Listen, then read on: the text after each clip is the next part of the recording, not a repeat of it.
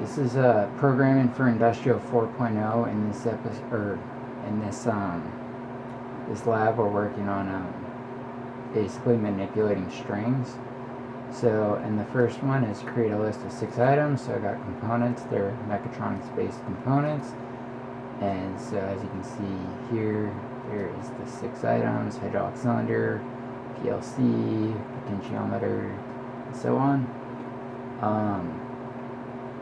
And then I use a for loop to print the components with a statement. So in mechatronics program, we use an insert the first one in one of the classes, and then it basically just keeps repeating the loop till all of them are printed.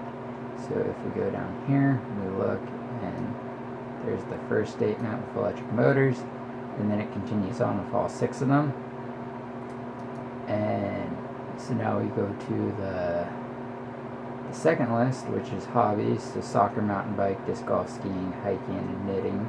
And then I print it with the for loop, so it's going to print individually on each line, saying I like blank in my free time. And then if we look down here, I like soccer in my free time, I like mountain biking in my free time, and so on. And then for the next section is to insert something. So I inserted pickleball into the column. Pickleball is misspelled in the insert, but in the comments. In the column, and then I remove skiing. So the first one's insert into the first position. Pickleball, so that means soccer gets bounced up to the position 1, and pickleball goes into position 0. And then I delete hobbies, position 4, which is skiing. So yeah, 1, 2, 3, 4, and that's skiing.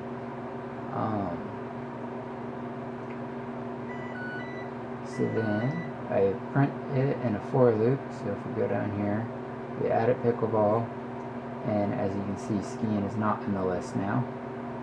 So skiing has now been removed. And then for the next one is where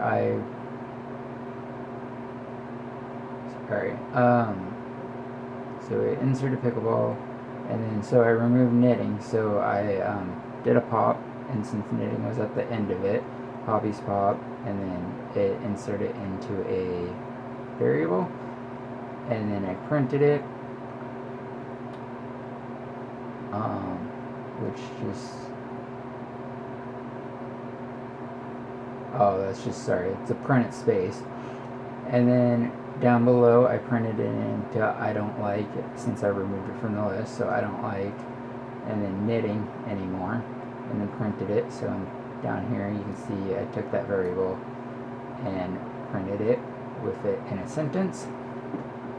And then in order to put it back into the list, I appended it,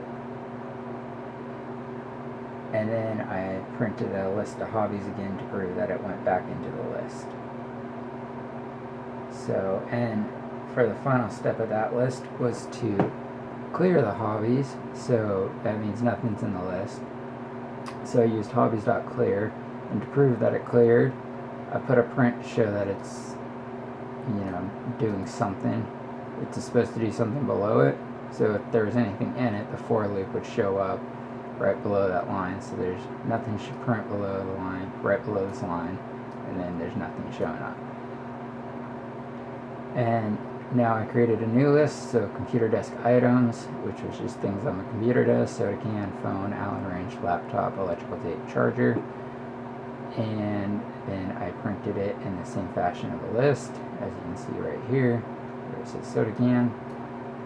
And so in manipulating it, I did a print sorted, so this means that the list is in alphabetical order, but does not permanently change. It just changes while it prints it.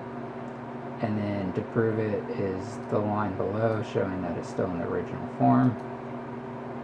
And so I did this with the reverse, so now it starts with S and goes in the reverse alphabetical order.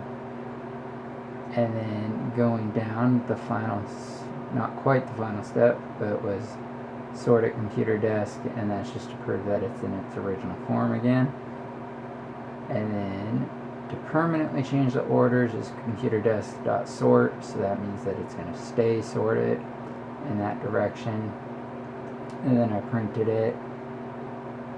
As you can see, I think we're on this line right here, so it's permanently changed.